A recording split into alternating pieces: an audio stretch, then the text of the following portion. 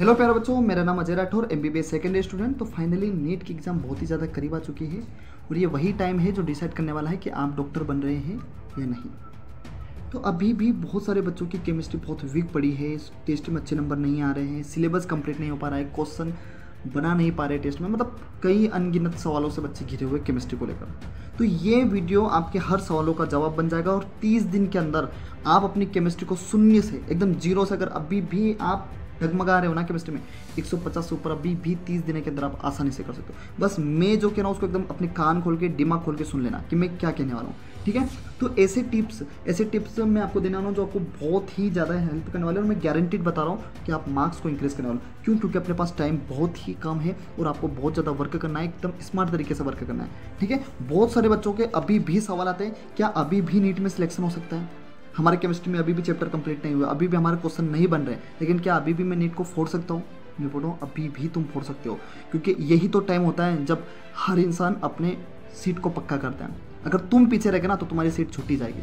तो अपने को अभी समय बिल्कुल भी वेस्ट नहीं करना है, ठीक है। अभी उठो, जागो और फोड़ के आओ, ठीक है। 30 दिन बचा है, अभी भी मौका है आपके पास और अभी भी कुछ बिगड़ा नहीं है, ठीक है। तो सबसे पहले देखो, अगर केमिस्ट्री की एग्जाम देने किसी भी युद्ध में अगर आप जा रहे हो तो आपको उस युद्ध की कमजोरी पता होनी चाहिए, ठीक है। तो उस युद्ध में क्या है ऐसा, आपको उस युद्ध में अपनी खुद की भी कमजोरी पता होनी चाहिए, अपनी स्ट्रॉन्गेस्ट है ना, अपनी ताकत पता होनी चाहिए, अपनी कमजोरी पता होनी चाहिए, सब कुछ अपने को पता होना चाहिए, तब जाके उस युद्ध को आप आसानी से लड़ोगे।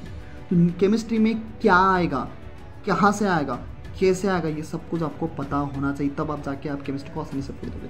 मतलब मैं सीधा सीधा कहने वाला हूँ कि आपको ये पता होना चाहिए कि कौन सा टॉपिक या कौन सा चैप्टर ऐसा है जो आपको केमिस्ट्री में छोड़ना नहीं है और बिल्कुल करके ही जाना है, ठीक है। तो हाई वेटेज वाले चैप्टर आपको अभी 30 दिन के अंदर सिर्फ हाई वेटेज वाले चैप्टर पर ध्यान रखना है। और इसी के लिए मैं आपके लिए देखो पूरी लिस्ट तैयार करके लाया हूँ कि एक एक टॉपिक में, एक एक चैप्टर में आपको कौन से टॉपिक पढ़ने। देखो मोल कॉन्सेप्ट में सिर्फ 3 टॉपिक, मतलब ये ऐसे टॉपिक है जो आपको 150 से ऊपर फेंक देगा, ठीक है। तो physical chemistry, organic chemistry, inorganic, मैं तीनों में बना के लाया हूँ। आपको बिल्कुल कॉपी पेन निकाल लो आप और इसको नोट डाउन करते जाओ, ठीक है। फिर उसको कैसे सॉल्व आउट करना है वो भी मैं आपको बताने आ रहा हूँ, ओके। तो ये है most repeated topics.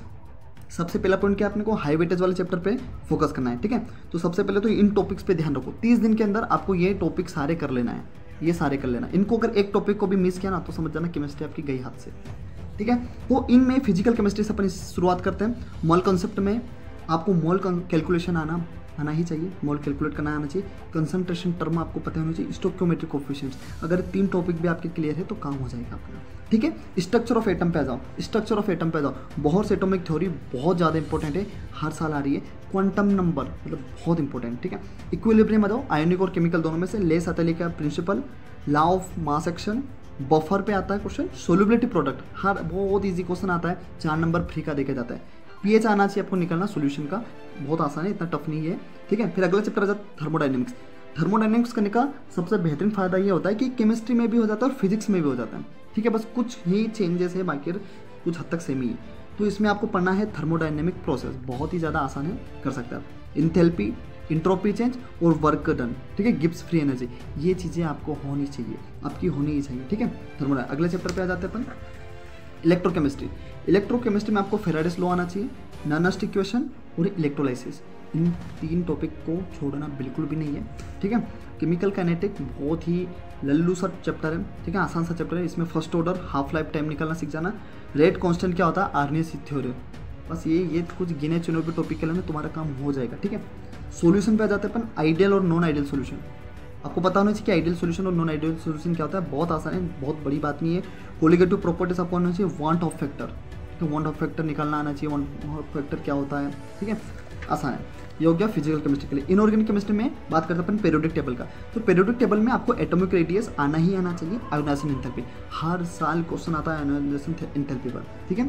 Chemical bonding की अगर मैं बात करूँ तो डायपोल मूवमेंट बहुत ज़्यादा इंपॉर्टेंट है, हाइब्रिडाइजेशन बहुत ज़्यादा इंपॉर्टेंट है, बॉन्ड लेंथ निकालना, एंगल निकालना, एनर्जी निकालना, ये आता ही आता है, ठीक है। इनमें से एक क्वेश्चन हमेशा आता है और एमओटी से क्वेश्चन आ रहा है, हर साल क्वेश्चन आ रहा है। पी ब्लॉक में एलोट्रोप्स, अमोनिया वाला, ऑक्सो एसिड, ये आपको पता छोड़ना नहीं है ना। जीनोन की रिएक्शन सारी याद कर लेना, नेचर ऑफ ऑक्साइड्स देख लेना थोड़ा, और इंटर हेलोजन कंपाउंड, हर साल इसमें से क्वेश्चन आपको देखने को मिलेगा ही मिलेगा इंटर हेलोजन कंपाउंड से, ठीक है।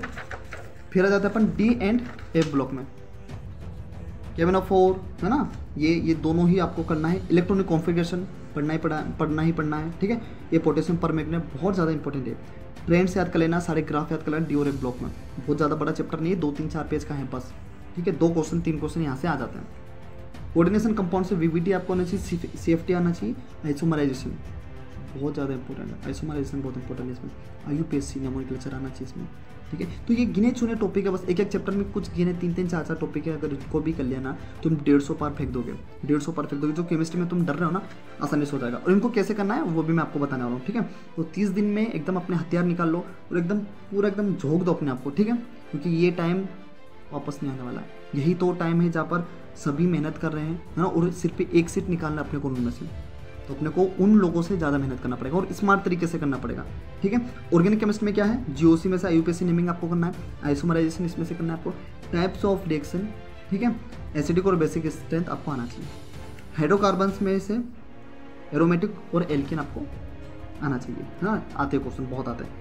एल्केलाइड से एसिड रिएक्शन हर साल क्वेश्चन आता है, हेलोजिनेशन से क्वेश्चन आता है, एलिमिनेशन रिएक्शन से आता है क्वेश्चन, ठीक है। एल्डिहाइड एंड कीटोन की बात करें तो एल्डोल कंडेंसेशन और केनेजारो रिएक्शन, मतलब ये है ना पूरी वो एनटीए वालों का ना सबसे फेवरेट क्वेश्चन आता है ऐसा, एल्डोल कंडेंसेशन केनेजारो। मतलब उन्होंने सोच लिया है कि अगर नीट जब तक एल्डोल कंडेंसेशन है, केनेजारो रिएक्शन है, ठीक है। वो सारी नियम रिएक्शन अच्छे से देख लो भाई, फिजिकल और केमिकल प्रॉपर्टी भी देख ही लेना। फिर अपन आ जाता है एल्कोहल, फिनोल एंड इथर पर। इसमें नियम रिएक्शन देख लेना थोड़ा, एल्कोहल फिनोल की, ठीक है। और फिजिकल और केमिकल प्रॉपर्टी इसमें भी आपको आना चाहिए अच्छे से। बात आती है अमीन्स की, है ना। ये आपको देख लेना, HNO2 की रिएक्शन देख लेना, बेसिक स्ट्रेंथ देख लेना, डायजोनियम साल्ट और नेम रिएक्शन मीन्स में देख लेना। तो ये जो गिने चुने टॉपिक थे ना, कुछ एक चैप्टर में 2-4 टॉपिक, अगर इनको भी अभी आप कर ले तो और बिल्कुल हो जाएगा। बिल्कुल बहुत ज़्यादा आसान है, बहुत ज़्यादा टफ नहीं। इनको कैसे करना है मैं आपको बताता हूँ। देखो अभी अपने पास कितने दिन हैं, 30-40 दिन बचे हैं, मतलब अपन तो 30 ही दिन कैलकुलेट करो कि अपने पास सिर्फ 30 दिन बचे हुए हैं, ठीक है। अभी भी ये टॉपिक को अगर आप करते हो तो 1 डे में 1 चैप्टर के 2 चैप्टर भी आप आसानी से करते हो। कि कितने टॉपिक है तुम बता दो, 1 2 3-4 टॉपिक तो यार कोई भी कर सकता है। देखो एक दिन में 1 चैप्टर, फिर भी मान लो कि चलो ठीक है सर मुझसे नहीं होगा मुझसे 2 चैप्टर। एक दिन में तुम 1 चैप्टर कर ले हमारे भाई, सिर्फ एक दिन में तो 1 चैप्टर भी कर लेगा ना, तेरा हो जाएगा, ठीक है। अब करना कैसे, या तो तुम मोल कंसेप्ट का पूरा लेक्चर देख लो और मोल कैलकुलेशन, कंसिडरेशन टर्म और स्टोइकोमेट्रिक कोएफिशिएंट, सिर्फ इन 3 टॉपिक को तुम क्या कर लो, अच्छे से ज़्यादा फोकस कर लो। या तो तुम ऐसा कर लो और तुम बोले नहीं सर मुझे तो टाइम नहीं है मेरे पास, तो एक काम करो, मल कैलकुलेशन सर्च करो, लेक्चर देख लो, कंसिडरेशन टर्म में देखो 4-5 मिनट का लेक्चर देखो, स्टोइकोमेट्रिक कोएफिशिएंट डालो, छोटे लेक्चर देख लो, पर अपने टॉपिक्स कंप्लीट कर लो। मतलब मैं ये बोल रहा हूँ कि कुछ भी करो लेकिन इन टॉपिक को पढ़ना ही पढ़ना है और मतलब रट के फेंक दो सारों को, ठीक है। इसके बाद में अब जैसे आपका ये हो गया, जैसे आपने मान लो कि चलो सर हमने मोल कंसेप्ट, भैया हमने मोल कंसेप्ट पढ़ लिया, फिर क्या करना है मेरे भाई, क्वेश्चन प्रैक्टिस कर, क्योंकि ये इन तीनों टॉपिक से PYQ भरे पड़ेंगे मिलेंगे। पूरी बुक जो PYQ की ना 35 साल की, 34 साल की, 37 साल की, सिर्फ इन्हीं टॉपिक से भरे मिलेंगे आपको, सिर्फ इन्हीं टॉपिक से। तो तू क्वेश्चन प्रैक्टिस लगा, फिर तीनों टॉपिक कर लिया, क्वेश्चन प्रैक्टिस कर। जहाँ फंस रहा है कमेंट कर और मुझे बताओ, जहाँ भी फंस रहे हो मुझे बताओ कमेंट करके भैया यहाँ फंस रहे। अब क्वेश्चन प्रैक्टिस करने का भी एक तरीका है, आपको टाइमर सेट करना है। मतलब क्या करना है, 1 घंटे का टाइमर सेट कर लो, 2 घंटे का टाइमर सेट कर लो, या 3 घंटे, जो अपनी व्यवस्था है उसके अनुसार तुमने काउंटडाउन सेट कर लिया, ठीक है, उल्टी गिनती। और जब तक वो काउंटडाउन तुम्हारा कंप्लीट ना हो जाए तब तक तुम्हें सीट से हटना नहीं है। हो सकता है तुम्हारी कमर दर्द हो सके तुम्हें तकलीफ है, लेकिन रगड़ना पड़ेगा, अपने आप को घिसना पड़ेगा, तभी तुम उस गोल को अचीव कर पाओगे जिसके लिए तुमने तपस्या करी है, ठीक है। तुम्हें 1 घंटे, 2 घंटे, 3 घंटे का टाइमर सेट करना है और अपनी केमिस्ट्री में भीड़ जाना कि ये 3 घंटे में मुझे ना हटना है ना उठना है, कुछ भी नहीं करना है, सिर्फ पानी पीना और पढ़ना है, उठना भी नहीं है अपने को, ठीक है। एकदम लगातार अपने को केमिस्ट्री पे डटे रहना है, ठीक है। तो आपको टाइमर लगा के क्वेश्चन करना है, क्वेश्चन प्रैक्टिस करना है, 1 दिन में 1 चैप्टर करना है और इन क्वेश्चन को, इन टॉपिक्स पर फोकस कर रखना है, ठीक है। तो आपको करना ही करना है। इसी तरह अगर आपकी बायोलॉजी में अभी भी कुछ गड़बड़ चल रही है, फिजिक्स में भी अगर आपको ये टॉपिक्स चाहिए तो मुझे कमेंट करके बताओ। मैं अभी के अभी आपको फिजिक्स का वीडियो लेक्चर ला दूंगा जिसमें हम ऐसे टॉपिक छान के लाऊंगा जिससे आप अपनी फिजिक्स को अभी भी 30 दिन के अंदर अच्छा कर लोगे, ठीक है। अभी भी कुछ बिगड़ा नहीं है, मैं लास्ट में यही कहूँगा, अभी भी कुछ भी नहीं बिगड़ा है। अभी भी लग जाओ बिना टाइम वेस्ट के, अभी बैठो, अभी उठो, टॉपिक्स लिखो और बैठ जाओ अपने गोल पे ले, ठीक है। मिलते हैं अगले लेक्चर में, बाय।